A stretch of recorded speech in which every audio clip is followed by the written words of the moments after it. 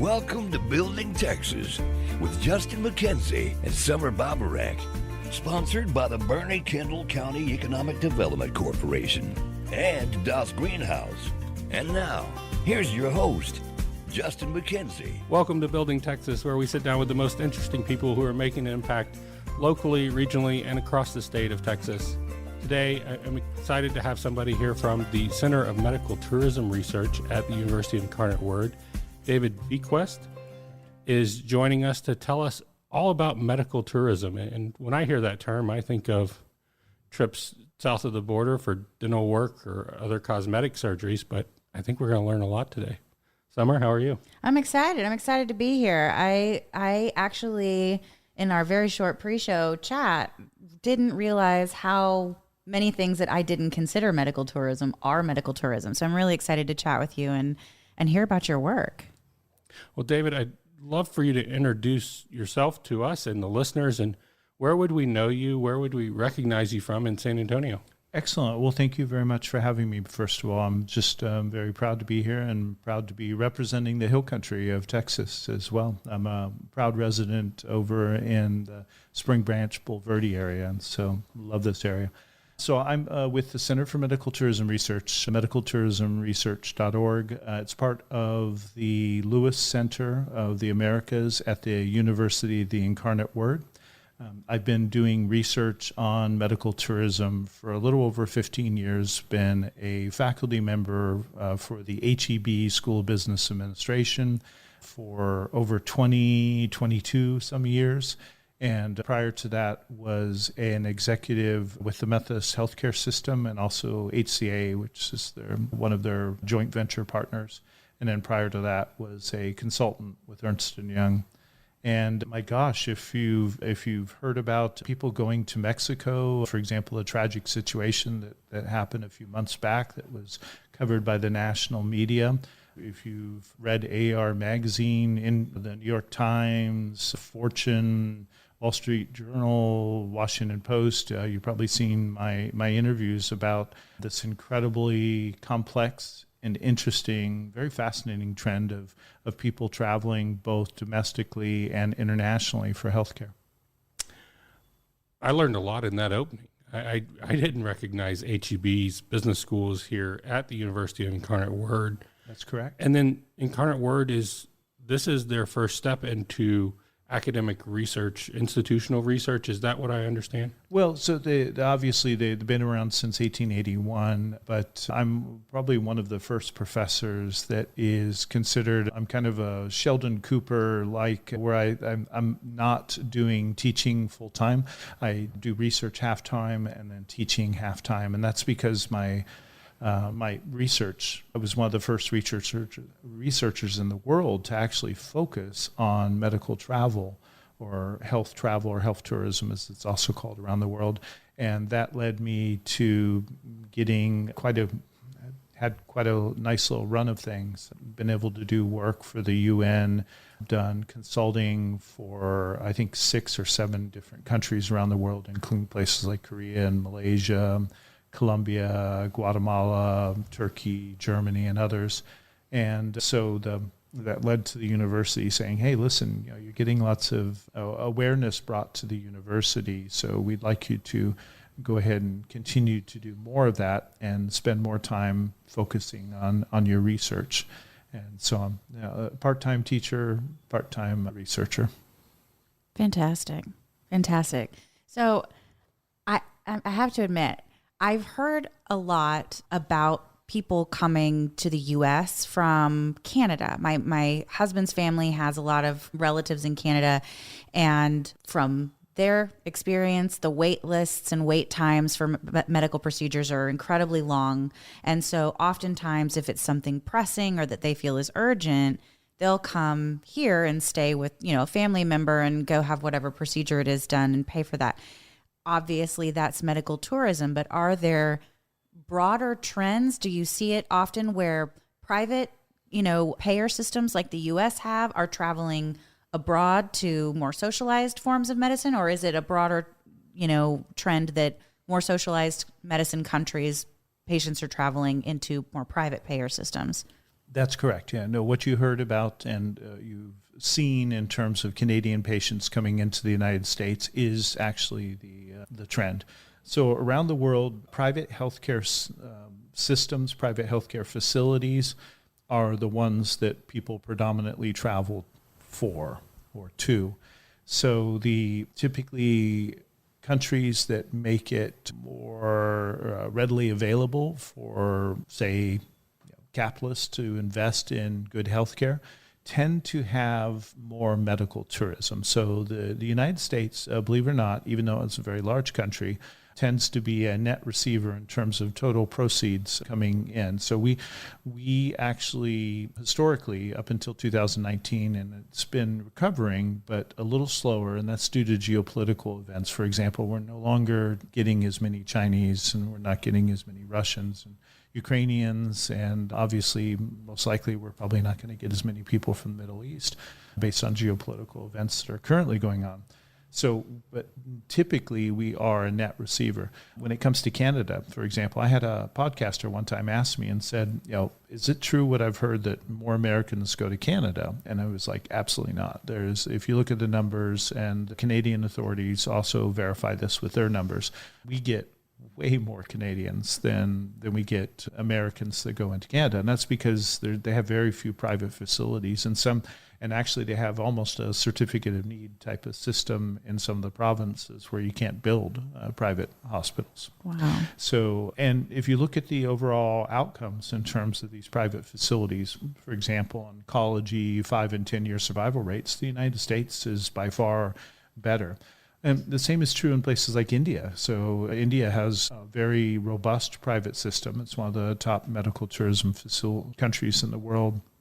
Malaysia, Korea, even Turkey, Germany, Mexico, Colombia, all these places have very robust private health systems, and those are what are typically driving it. So it's truly entrepreneurs, private equity, venture capital, people doctors decide, dentists opening up their own facilities. That's what's driving most of the medical travel around the world. Really interesting. You're listening to Boerne Radio. I'm here with Summer today, and we're talking to David Vequist about medical tourism. And the definition is still escaping me, and I want to bring it closer to home.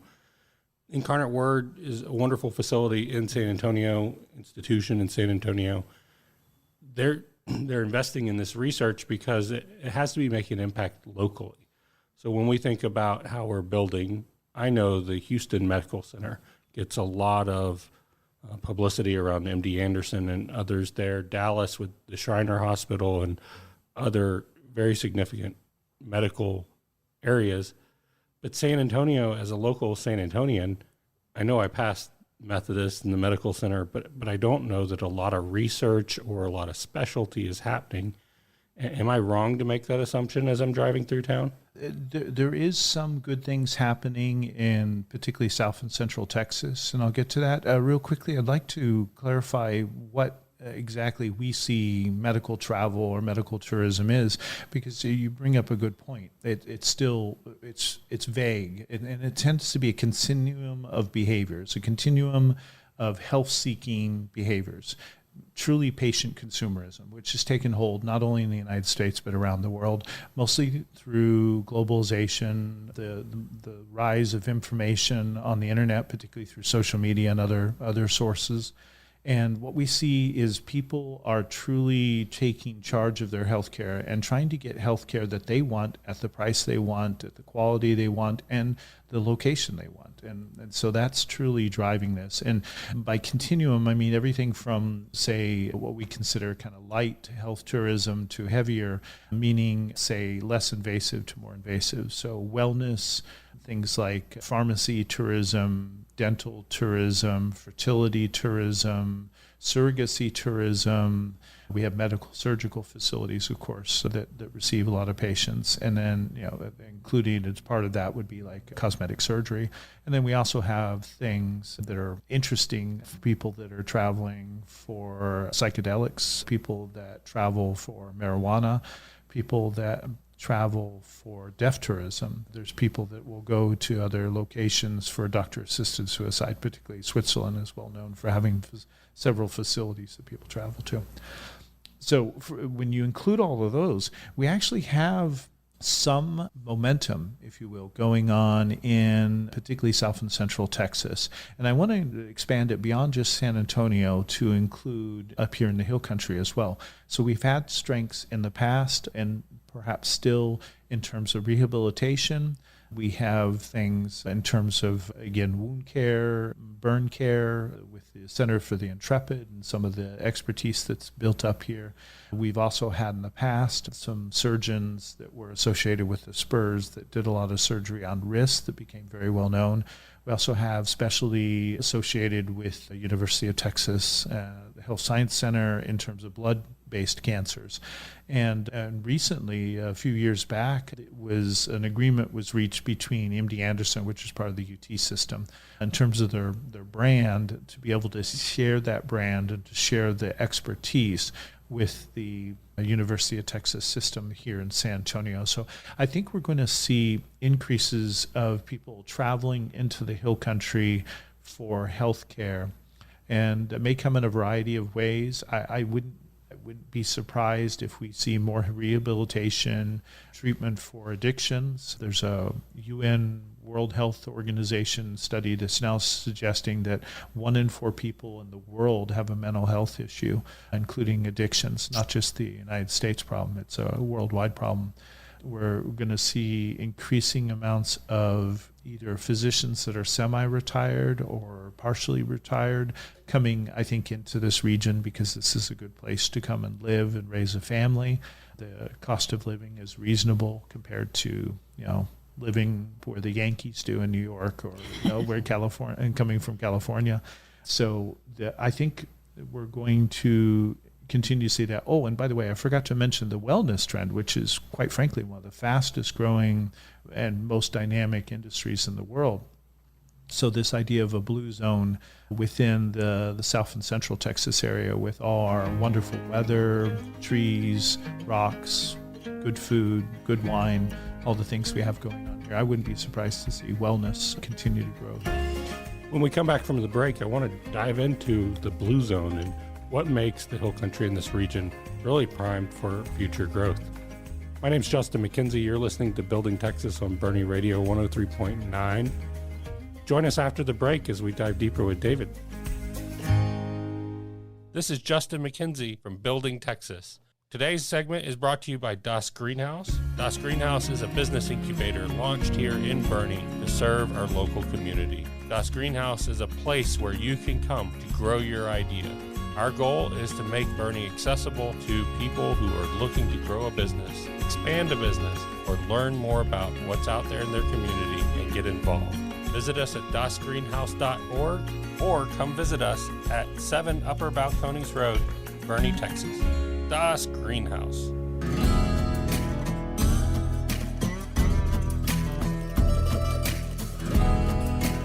Welcome back to Building Texas on Boerne Radio 103.9 FM. Summer and I are excited to come back into the conversation with David Vequist about medical tourism and really diving into the region. And you mentioned before the break the blue zones around the world. Can you help me understand what that is? Yeah, so many years ago, a researcher looked into areas of the world in which people tended to live in place and have longevity, and not only longevity, but good quality of life. And they found 7 different locations throughout the world. And several of those locations are similar to the geographic location that San Antonio and South and Central Texas lies in terms of the distance from the equator. So we tend to be almost a Mediterranean-like environment. And so these blue zones tend to have certain characteristics. And it's not just the weather and the location, but it's the access to good locally grown food, a sense of community, people really truly caring for each other, working with each other, playing with each other, playing pickleball outside and enjoying life. Also, the existence of this walkable spaces, being able to walk more often, get out, get some sun, some vitamin D, and be able to truly have a life that is worth living. So it's rather than saying walking down a urban area where the buildings are blocking out the sun and you hear sirens in the distance and things are a little dirty. These blue zones tend to be environments where people are truly living their best lives, if you will. Well, if I think about the hill country, I think of Boerne and Comfort. And I was in Kerrville yesterday, and I was reminded they have a beautiful walking park right on the Guadalupe, just like Boerne does with Cibolo Nature Center and all of the access to the outdoors. But those places are not often crowded. Correct. And in our community, I still meet people that have lived here a year or 2 years and have never made it out to the nature center. Yeah. And it's so important when you talk about that sense of community and being involved. But let's go back to the tourism, because to build the community, we need the economic impact of people coming to our region. And we often think about people come to the Hill Country region for wine and beer and great times, great live music, the rivers. But you're right in saying they're also coming here for treatment, for rehabilitation, for a number of things. And they're not coming trying to discount the price. They're not coming on insurance rates. Right. This is a different type of tourist that rural Hill Country Texas is attracting. That's correct. Yeah, so recently, going back to a topic you brought up earlier, Houston, which has the Texas Medical Center, which is the largest single medical center cluster in the world. I was just interviewed in a documentary on Forbes that's available on YouTube about the economic impact that international medical tourists bring to Houston and to Texas regarding that, and it's incredible. There are several statistics that show that medical tourists or health tourists or wellness tourists tend to bring in at least 3 times, perhaps as much as 10 times the total revenue to a region. The recent study of looking at wellness hospitality locations, hotels, versus ones that don't emphasize wellness or don't emphasize those aspects, that those other tangential kind of services, they found that the total revenue that these hospitality hotels brought in was about twice the non-wellness ones. So the idea of wellness, health, integrating with tourism is a very powerful economic incentive, a very powerful economic force. And it's something that the Hill Country could definitely take advantage of. Some people are not familiar that, for example, Baylor Scott White, which is essentially in a Central Texas, South Texas facility, was at one point in time considered a center of excellence, still is, but was identified by Walmart. Walmart, which is self-insured, would send their employees out here, and the employees wouldn't have to pay co-pays, they wouldn't have to pay deductibles, they didn't even have to pay for travel, they would receive a per diem when they traveled out here. Walmart would send them here, and they discounted or got a wholesale discount, a what's called a contract bundled rate for Baylor Scott and White facilities, for cardiac facilities, because they're one of the best in the world. So people that are traveling individually, as well as companies that are negotiating rates, they're looking for these places around the country where there's good health care. And with this infusion of incredible human capital coming into the Hill Country, with the amount of real estate development that's coming into the Hill Country, the population surge caused by people from Austin going south and people from San Antonio going north, I really think that we are in for a healthcare revolution, a wellness revolution, perhaps here in the Hill Country, and we're going to see more investments in healthcare-related businesses. And some of that growth is professionals coming back to the region, investing in new offices, new facilities, and I have to believe Texas's policy allows for that and protects those professionals to come back here and build their business. Yes, several years back, Texas passed one of the most aggressive tort reforms in the country to allow physicians not to be as worried about frivolous lawsuits.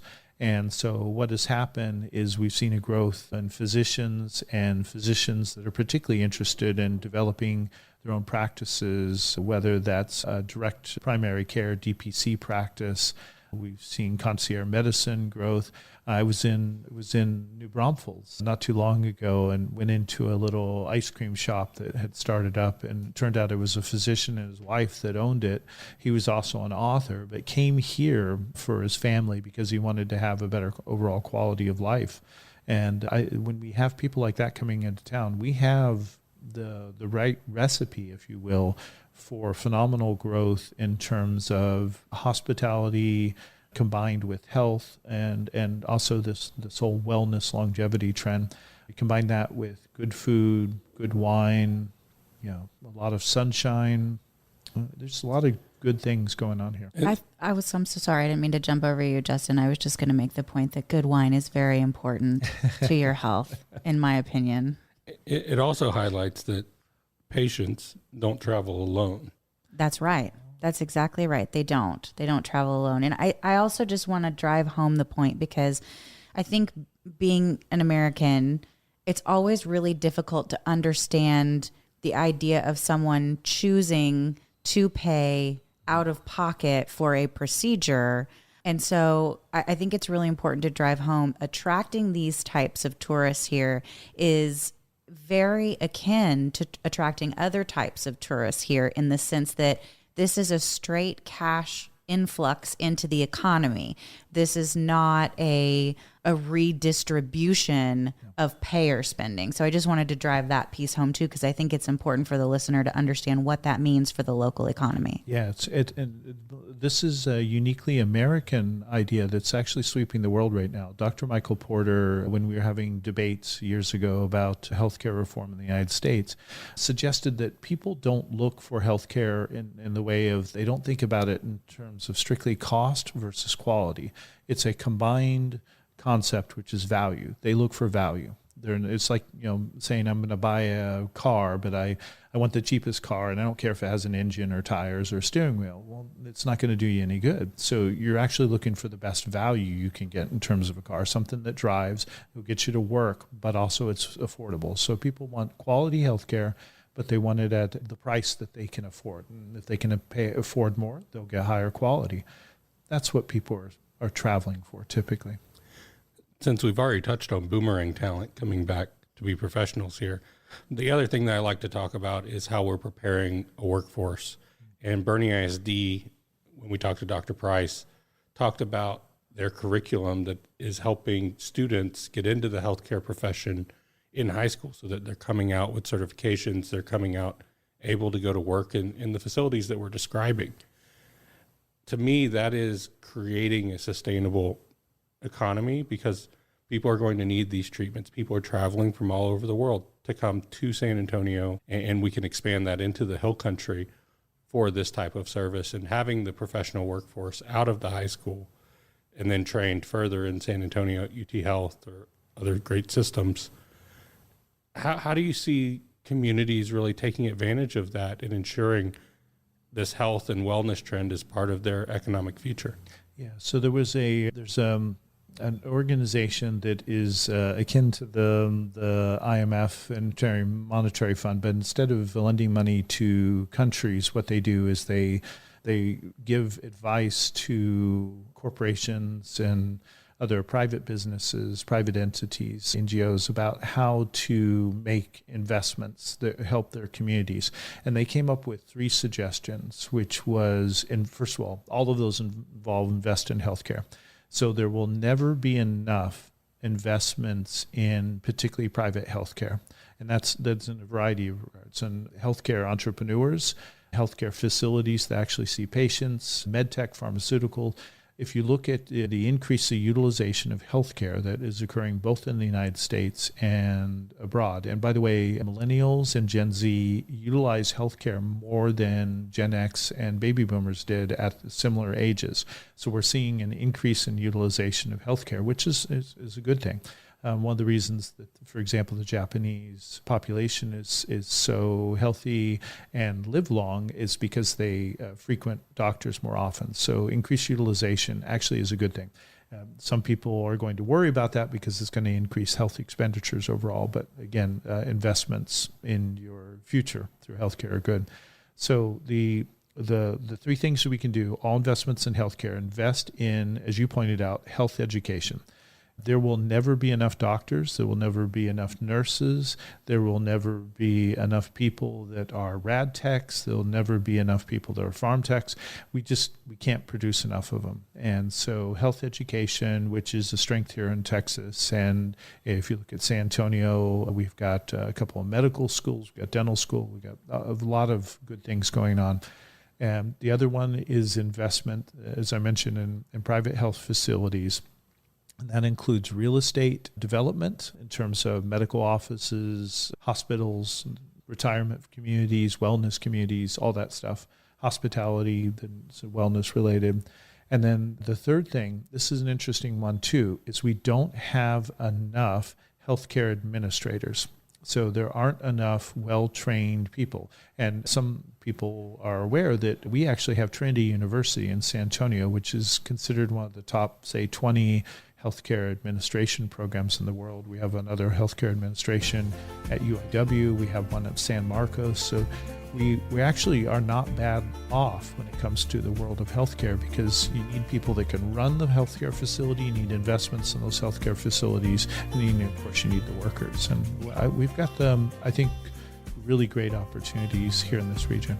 Well, David, thank you for joining us today on Building Texas and sharing everything that's happening around the world and how we in Central Texas can really prepare and plan and participate growing healthcare, medical tourism, and moving forward.